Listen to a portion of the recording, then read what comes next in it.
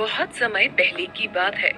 मुरारपुर गांव में महेश नाम का एक गरीब लकड़हारा अपनी पत्नी ममता और बेटे गोलू के साथ किसी कच्चे मकान में रहता था।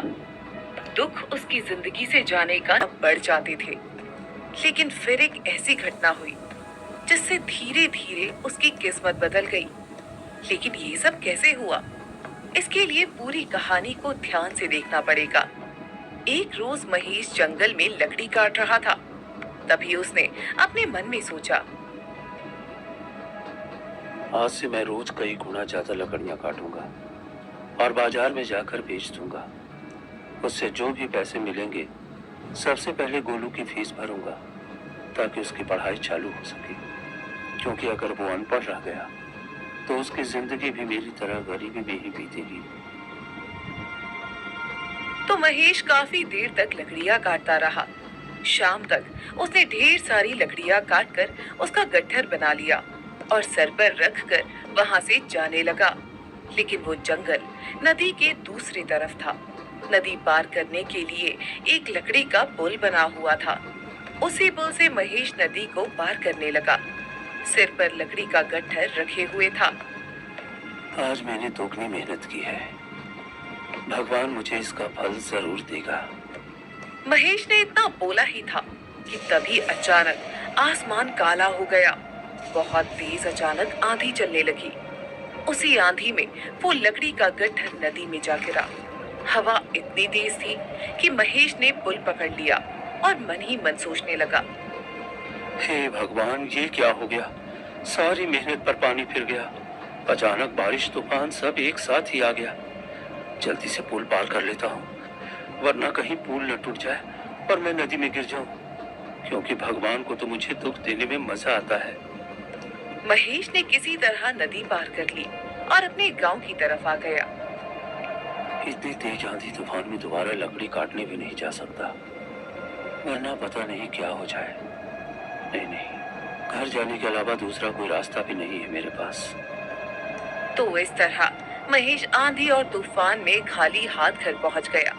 घर पहुंचते ही उसने देखा कि उसका बेटा गोलू खिड़की के दरवाजे पर कील और हथौड़ी से कोई नक्काशी बना रहा था।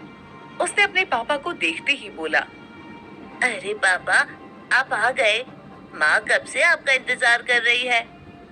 तभी उसकी माँ बोली, कितनी देर लगा दी आपने आने में, और खाली हाथ क्यों आए? राशन लेते आते। बेचारे महेश का सर शर्म से झुक गया। उसने दुखी होकर कहा, जब पैसे ही नहीं है ममता, तो राशन कहाँ से लेकर आऊं? आज मैंने दुगनी मेहनत की थी, ढेर सारी लकड़ियां काटी थी, लेकिन पुल पार करते वक्त अचानक तेज आंधी आई और पूरा लकड़ी का गट्ठर नदी में गिर गया। ये सुनकर गोलू और ममता दोनों दुखी हो गए। तभी ममता बोली, कोई बात नहीं, अभी थोड़ा सा आटा बचा हुआ है, वही प्याज के साथ खा लेते हैं हम लोग। तभी गोलू बोला, हाँ माँ, गरम गरम रोटी के साथ प्याज बहुत अच्छा लगता है। वैसे भी मौसम बहुत अच्छा हो गया है, इतनी गर्मी थी, थोड़ी ठंडक आ गई। अपनी पत्नी और गोलू के मुंह से ये बातें सुनकर महेश की आंखों से आंसू छलक पड़े, पर किसी तरह उसने अपने आंसुओं को छुपा लिया और मन ही मन सोचने लगा, भले ही मेरी किस्मत में दुख लिखा है, लेकिन एक चीज बहुत अच्छी है, भगवान ने मुझे पत्नी और बेटा बहुत समझदार दिए हैं। तो ममता रोटी बनाने लगी।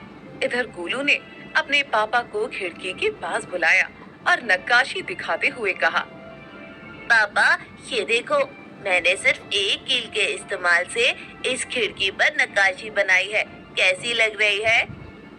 अरे वाह बेटा, ये नक्काशी तो बहुत सुंदर लग रही है। क्या करूं पापा, कई महीनों से स्कूल नहीं जा रहा हूँ ना, तो घर में बैठे बैठे यही किया करता हूँ। मुझे आर्ट का बहुत शौक है, पर मेरे पास तो आर्ट की बुक भी नहीं है, इसलिए कभी जमीन पर तो कभी खिड़कियों पर ही कलाकारी दिखाया करता हूँ। खैर थोड़ी देर बाद ममता ने रोटियां बना ली और तीनों लोग प्याज रोटी खाकर सो गए। Premium watches will be under 2 to 3. अगली सुबह मौसम साफ हो चुका था, लेकिन महेश घर पर ही बैठा था। तभी ममता बोली, क्या हुआ? आज आप लकड़ियाँ काटने नहीं जाएंगे क्या? अरे इतनी मेहनत से लकड़ियां काटता हूँ, लेकिन कोई न कोई घटना हो जाती है मेरे साथ, इसलिए अब लकड़ी काटने का मन ही नहीं हो रहा। ऐसे हिम्मत हार जाएंगे तो हमारी आगे की जिंदगी कैसे कटेगी? आप भूल गए गोलू को हमें पढ़ाना लिखाना है। क्या आप चाहते हैं कि वो भी हमारी तरह गरीब रहे?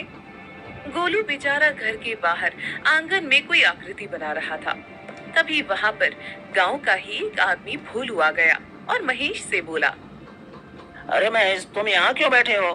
कल मौसम खराब हो गया था, लोगों के पास जलाने के लिए लकड़ियाँ नहीं बची, इसलिए आज बाजार में लोग दुगने दाम देकर लकड़ियाँ खरीद रहे हैं।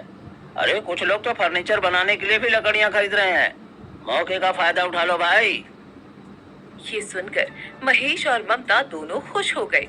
तभी ममता बोली, मुझे पहले से ही पता था कि भगवान के घर में देर है लेकिन अंधेर नहीं। देखिए भगवान ने हमारी सुन ली। सही कह रही हो ममता, आज मैं फिर से ढेर सारी लकड़ियाँ बेचकर दुगने पैसे कमा लूंगा। तुम्हारा बहुत बहुत धन्यवाद भोलू। इतना बोलकर महेश खुशी खुशी जंगल में गया और ढेर सारी लकड़ियां काट ली। फिर गट्ठर बनाकर पुल पार करने लगा। क्या बात है, आज मौसम कितना साफ है। लगता है भगवान आज मुझ पर बहुत मेहरबान है। आज तो मैं कुछ पैसे कमा ही लूंगा। इस तरह महेश ने किसी तरह नदी पार की और अपनी सारी लकड़ियां लेकर बाजार चला गया। उसके अलावा वहां पर कुछ और लकड़हारे भी लकड़ियां बेच रहे थे। सबके पास भीड़ लगी थी।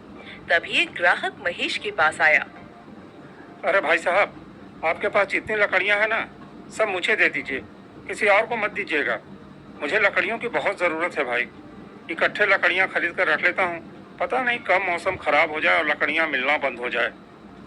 ये सुनकर महेश खुश हो गया और उस ग्राहक से बोला, हाँ हाँ, क्यों नहीं चाचा, आप ये सारी लकड़ियाँ ले लीजिए। मैं बेचने के लिए ही तो आया हूँ।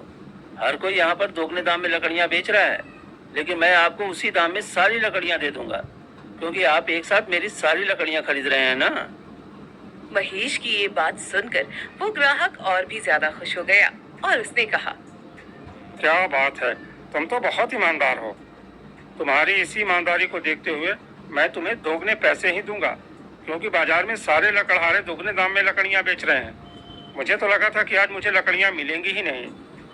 तो ग्राहक ने महेश को दोगुने पैसे दिए और लकड़ियां लेकर चला गया। महेश बहुत खुश हुआ। वाह, क्या बात है भगवान, आपने तो अचानक मेरे सारे दुख गायब कर दिए। बाजार आए हुए सिर्फ मुझे 10 मिनट हुए हैं और 10 मिनट में मैंने इतने सारे पैसे कमा लिए।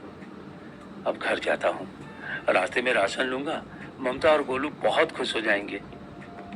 इतना बोलकर महेश वहां से जाने लगा। रास्ते में वो पैसे गिनते हुए जा रहा था। सुनसान इलाका था। तभी कोई चोर भागते हुए आया और उसके हाथ से सारे पैसे छीनकर वहां से भाग गया। महेश चिल्लाते हुए उसके पीछे भागा। अरे चोर चोर चोर, मेरे सारे मेहनत के पैसे लेकर भाग रहा है तू। अरे रुक जाओ, अगर तुमको जरूरत है तो थोड़े पैसे मैं तुम्हें दे दूंगा, लेकिन बाकी पैसे तो लौटा दो। अरे मेरे बीवी बच्चे भूखे हैं। अरे कोई है मेरी मदद करने वाला? अरे कोई है, कोई पकड़ो उस चोर को। लेकिन वो चोर रुका नहीं। वहां पर उसकी मदद करने के लिए भी कोई दूर दूर तक नहीं था। वो चोर वहां से भाग गया और बेचारा महेश वहीं बैठकर रोने लगा। हे भगवान, ये कैसी किस्मत बनाई है तूने मेरी। दुख खत्म होने ही वाला होता है कि तुरंत कोई नया दुख दे देता है तू। अब मैं अपने बीवी बच्चों को क्या मुंह दिखाऊंगा। अब कई घंटों तक महेश वहीं बैठा रहा। धीरे धीरे अंधेरा हो गया।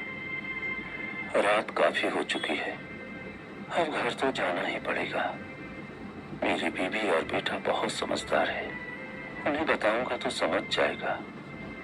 महेश वहां से जाने लगा, लेकिन जैसे ही वो गांव के अंदर पहुंचा, उसे एक किराने की दुकान दिखाई दी।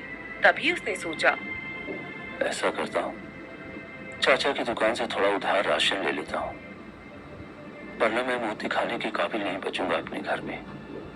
इतना बोलकर महेश किराने की दुकान पर गया और दुकानदार से बोला, चाचा, मुझे 5 किलो चावल, 2 किलो अरहर की दाल और 5 किलो आटा उधार दे दो।